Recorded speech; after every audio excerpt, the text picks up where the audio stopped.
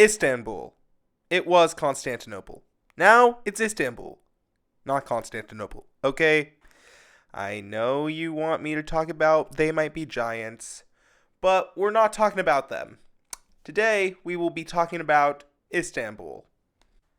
Istanbul is a city that's located between Europe and Asia on the Bosporus Strait in Turkey, in western Turkey. Its latitude is 41 degrees north and its longitude is 28 degrees east.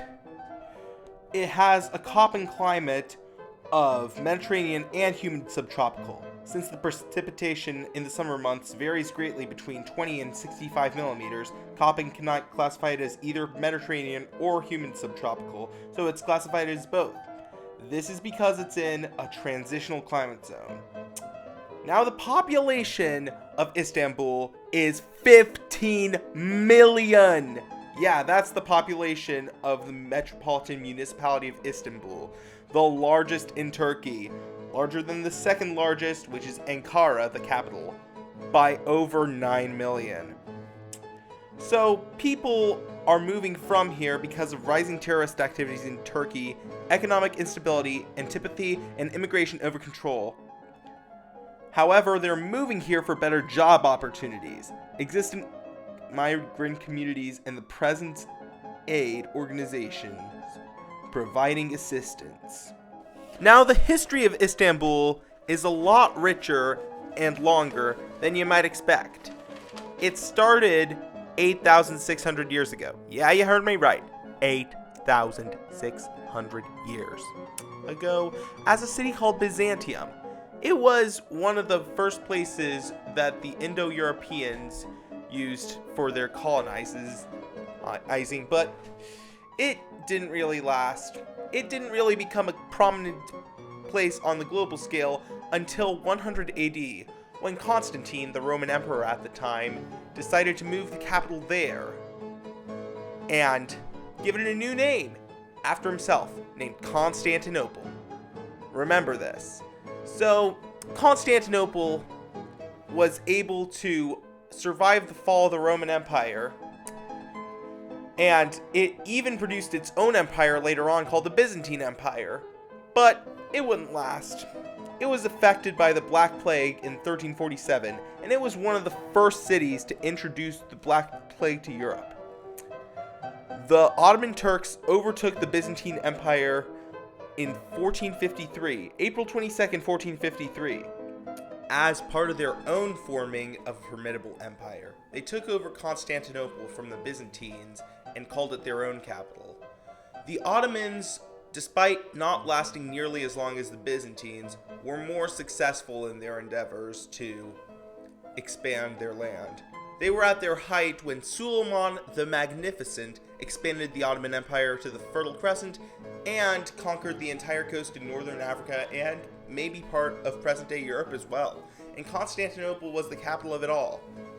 The Ottoman Empire lasted for 300 plus years, and then came World War I, when the Ottomans were recruited by the Austro-Hungarian Empire and Germany to fight on their side. During the midst of World War I in 1915, the Turks committed Armenian genocide in the north and east regions of the Ottoman Empire in order to have some more ethnic cleansing. Then the war ended and the Ottoman Empire side lost. And it wasn't Thanksgiving yet, but Sykes and Picot tried to cut up some turkey.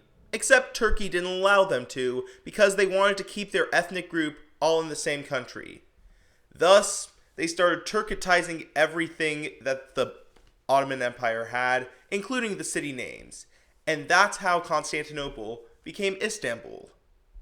So yeah, that is the history of Istanbul, but there is a lot more you need to know about the city. So just dive right in.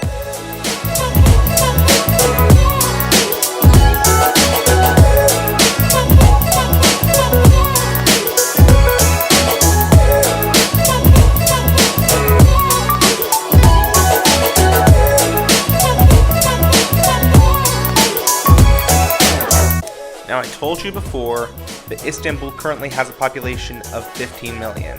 However, you probably didn't know that for 1,000 years, Istanbul had one of the world's largest populations.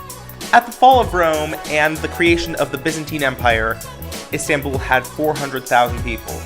It kept having a 6-digit number in its population up until the Ottoman conquering in 1453, but it has slowly regained its population since becoming Turkey again, and has had a rapid growth in population over the past 30 years.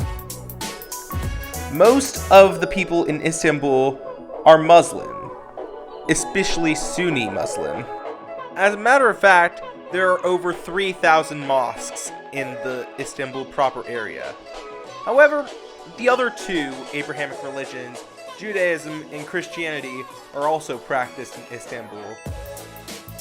As a matter of fact, Constantinople, back during Constantine's age, was founded on Christianity wanting to become the main religion of the Roman Empire. And the Sephardic Jews have lived in the city ever since the Ottoman age, and contributed much to the rising power of the Ottoman empires, and therefore just built synagogues in Istanbul. Nevertheless, Islam is still the most prominent religion in Istanbul's past and present. Istanbul is also a really important financial center for both the Middle East and Europe.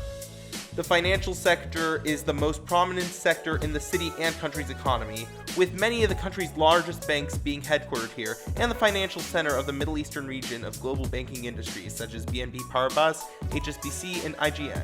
Other industries that are present here are clothing, raw materials, leather, and carpets.